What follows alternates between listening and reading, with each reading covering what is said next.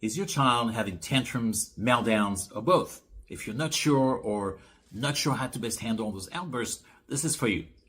The words tantrums and meltdowns are often used interchangeably, and that's a big problem because they're very different from each other.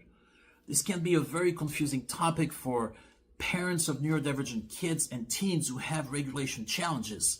So I will share a few key differences about each one and why it's so important to use the right approach. Let's start with tantrums. Tantrums are more emotionally based.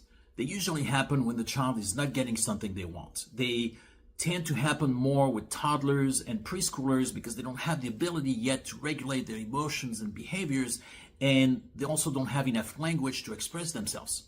Tantrums usually end once the child gets what they want or when they realize they're not going to get what they want no matter how hard they tantrum. And that is critical to understand because if you keep giving your child what they want when they start tantruming, you're teaching them that tantruming is a very effective way of getting what they want. And that's a slippery slope. So be consistent with the boundaries you set. And if you say no to buying that extra toy or extra scoop of ice cream, you've got to stick to it.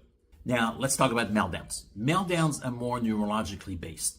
They usually happen when the brain experiences sensory overload. They often happen with neurodivergent kids and teens and adults who have a hard time self-regulating and who become overwhelmed by various demands or situations or by the environment or specific sensory input.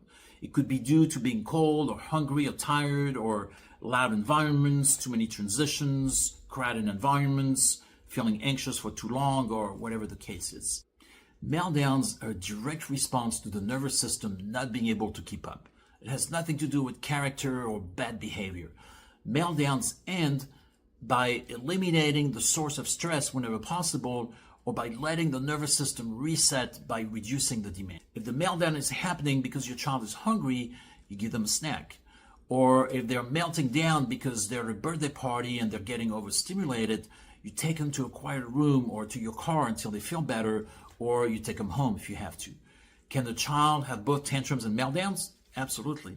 So you can see that handling a tantrum or meltdown with the wrong approach will create more behavior problems. It will delay your child's ability to learn how to cope and self-regulate, and will make family life a lot more stressful. So in summary, with tantrums, you usually need more consistent boundaries.